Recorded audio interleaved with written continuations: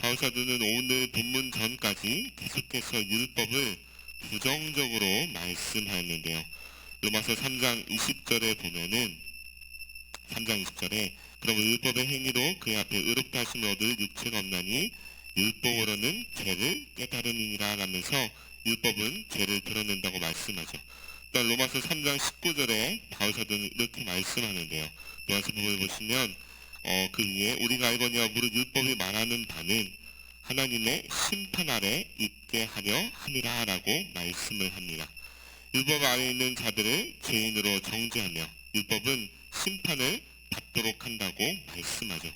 또 로마서 5장 20절에는 더 과격한 말씀을 하는데요. 보시면 노란색에 율법이 들어온 것은 범죄를 더하게 하려 함이라.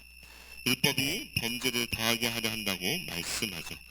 바울사도는 율법을 통해서 얻은 것은 죄를 더하고 죄로 인하여 심판받는 인생이라는 것입니다. 즉 율법으로는 결코 의롭다함을 얻을 수 없고 죄만 밝히며 심판받는 것이라고 율법을 매우 부정적으로 말씀합니다.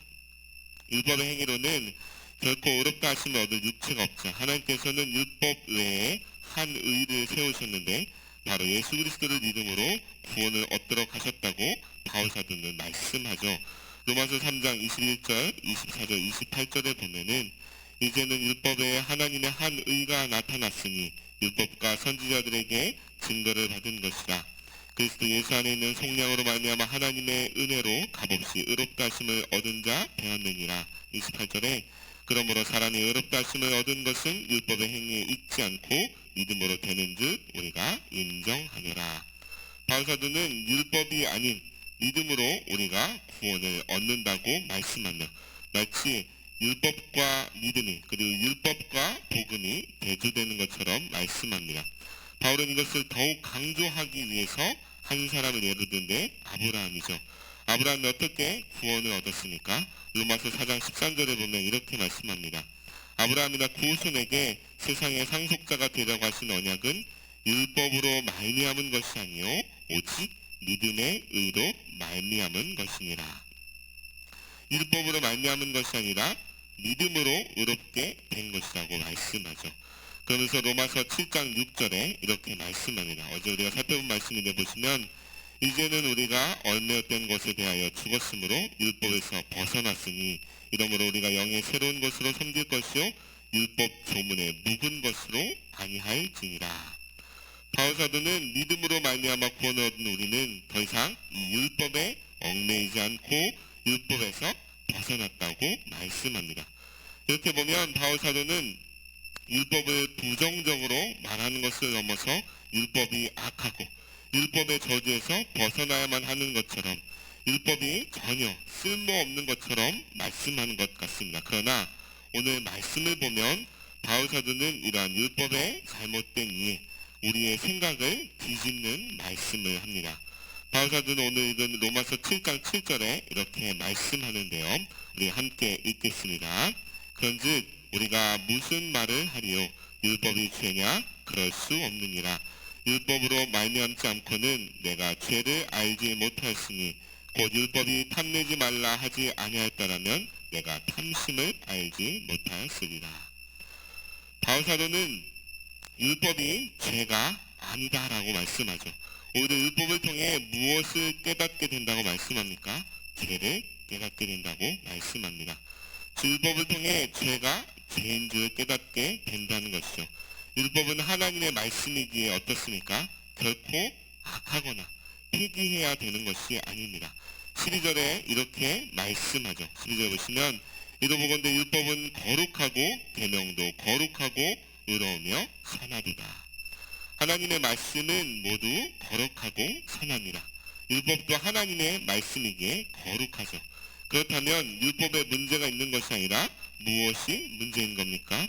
바울사도는 8절에 이렇게 말씀합니다.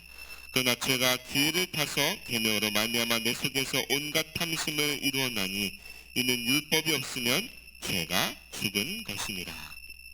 율법이 없으면 죄가 없죠. 그러나 율법을 통해 우리 안에 있는 죄가 발견되기에 그것이 문제가 되는 것입니다. 율법을 우리에게 비추자 우리 안에 있는 무엇이 계속해서 발견되게 됩니까? 수많은 죄들이 발견되죠. 그러면서 10절의 말씀처럼 생명이 되어야 할 율법이 결국 우리를 어떻게 만듭니까? 사망에 이르게 하죠. 율법이 우리를 사망에 이르게 만드는 것이니까 그렇지 않죠. 우리의 죄가 그렇게 만듭니다. 즉 율법은 순전히 죄를 깨닫게 만들고 우리 안에 있는 죄로 인하여 결국 죽을 수밖에 없는 절망을 깨닫게 한다는 것입니다. 사람은 율법을 통해 스스로 율법을 지킬 수 있을 것이라고 속이죠. 그러나 11절의 말씀처럼 죄가 기회를 타서 계명으로 말미암아 우리를 어떻게 만듭니까? 죽게 만듭니다. 즉 우리는 율법을 지키려고 하면 할수록 무엇이 작용합니까? 죄가 계속해서 나타나고 작용하며 이 율법에 얽매이고 율법의 정죄를 받아 결코 의롭게 될 수 없는 완전히 멸망할 존재임을 깨닫게 할 뿐이라는 것입니다.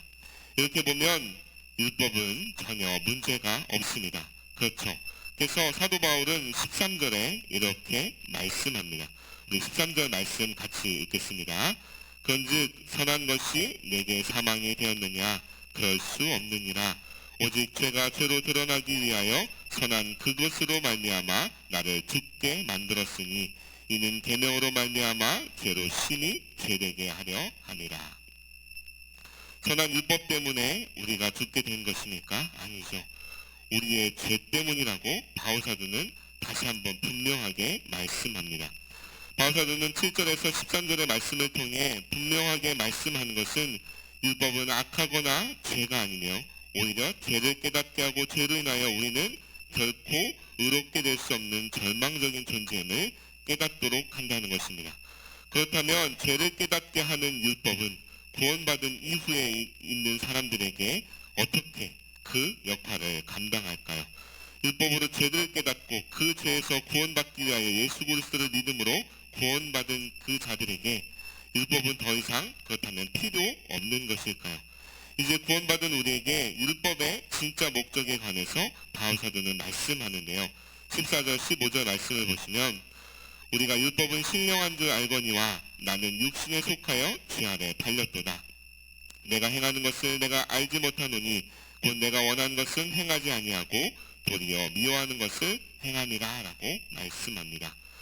우리는 그리스도와 함께 죄에 대하여 죽었다고 선포했음에도 불구하고 우리 안에는 여전히 무엇이 존재합니까? 죄가 존재하죠. 여러분 예수 그리스도를 믿음으로 구원받았다고 해서 죄를 짓지 않습니까? 그렇지 않습니다. 교회 사무실에서 며칠 전에 어떤 남자분에게 한 전화를 받았습니다. 그분이 이런 질문을 합니다. 목사님, 예수님을 믿고 구원을 받았다면 죄를 지어서는 안 되지 않습니까? 하는 것입니다. 이분의 뜻은 구원받았으면 죄를 더 이상 짓지 않고 완전하게 성화되어야 된다는 것입니다.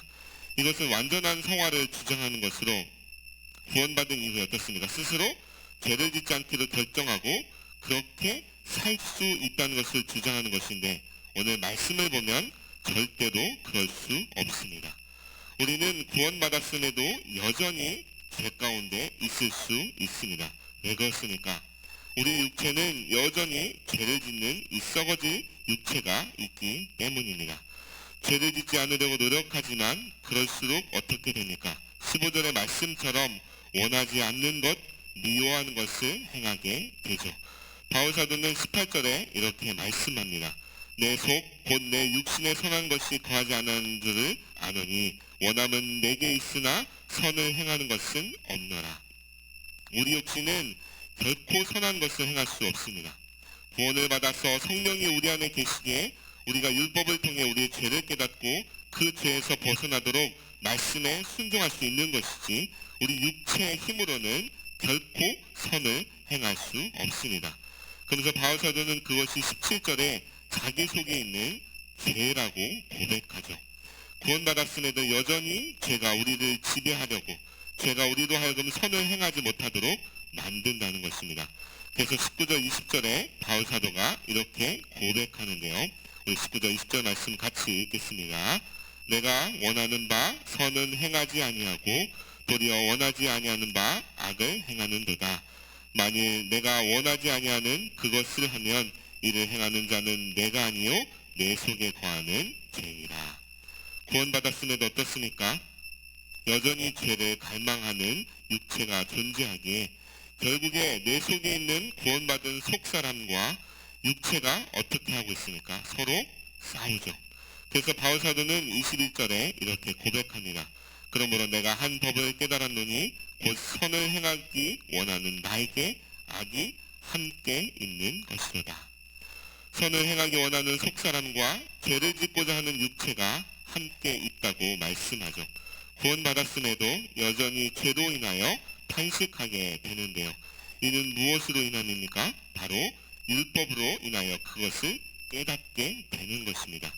율법으로 자신의 죄를 발견하게 되고 그리스도를 믿음으로 구원을 받지만 율법을 통해 여전히 자신 안에 있는 죄를 끊임없이 발견하게 되죠. 즉 율법은 구원받은 이후에 우리 안에 죄, 우리가 얼마나 죄인이며 구원받을 자격이 없는 존재인지를 깨닫게 하는 것입니다. 그래서 율법은 우리를 겸손하게 만듦과 동시에 구원의 은혜, 하나님께서 우리에게 베푸신 구원이 얼마나 감사한 것인지를 깨닫게 만들죠. 그래서 바울사도는 그 은혜를 감사하며 25절에 이렇게 찬양하는 것입니다.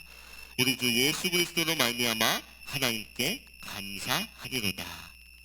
죽을 수밖에 없는 죄인, 구원받았음에도 여전히 죄 가운데 있는 우리를 하나님은 어떻게 만드십니까? 그리스도의 장성한 분량까지 우리도 완전한 구원을 얻을 수 있도록 우리의 죄를 깨닫고 죄에서 멀어지게 만들며 흠없고 완전한 주의 거룩한 백성이 되도록 하나님은 계속해서 우리를 훈련하시고 만들어 가십니다. 하나님은 포기하지 않으시고 반드시 이루시죠. 이것을 믿는 우리 모두 되기를 원합니다. 그렇게 우리는 어떻습니까? 구원받았다고 죄를 가볍게 여길 것도 아니고 또 구원받았음에도 여전히 죄를 짓고 있다고 절망하지 않아야 합니다. 율법을 통해 우리는 계속해서 우리 안에 있는 죄를 발견하고 그리고 우리가 얼마나 절망할 수밖에 없는 죄인임을 깨닫고 그럼에도 불구하고 우리를 구원해 주신 하나님의 이 은혜를 붙잡고 감사하며 은혜의 삶을 사는 우리가 되어야 합니다. 오늘도 우리는 주의 말씀을 통해 우리 안에 있는 죄된 본성을 깨달아야 합니다. 내 안에 있는 죄를 발견하고 그 죄에서 멀어지도록 우리는 날마다 말씀을 읽고 기도하고 주님을 의지하며 믿음으로 담대하게 순종해야 합니다. 그러할 때 성령께서는 우리 안에 힘과 능력을 주시어 하나님의 거룩한 사람으로 살아가도록 우리를 만들어 주실 것입니다. 그리고 그 은혜와 능력을 나뿐 아니라 죽어가는 이들에게 하나님을 바라보도록 우리가 전하며 하나님의 영광과 은혜를 드러내는 삶을 살아가는 우리 모두 되기를 주님의 이름으로 축원합니다. 함께 기도하겠습니다. 우리에게 너무나도 놀라운 구원의 은혜를 베풀어 주신 주님, 우리의 죄로 인하여 사실 우리는 구원받을 수 없는 존재임에도 하나님께서는 우리를 사랑하사 그리스도를 믿음으로 구원 얻는 놀라운 복과 은혜를 베풀어 주시니 참으로 감사합니다. 이 은혜를 얻었음에도 우리는 연약하여 여전히 죄를 짓는 존재임을 고백합니다. 말씀을 통해 우리 안에 있는 죄를 날마다 깨닫게 하시고 이 죄에서 멀어지도록 성령인 우리 안에 역사하여 주시사 말씀에 순종하며 그리스도의 거룩을 닮아가는 우리 모두 되도록 은혜를 베풀어 주시옵소서. 그리고 이 사랑과 은혜를 나뿐 아니라 죽어가는 영혼들에게 전함으로 하나님의 영광과 은혜를 드러내는 우리 모두 되도록 하나님 함께하여 주시옵소서. 감사드리며 우리를 죄에서 원하신 예수 그리스도 이름으로 기도합니다. 아멘.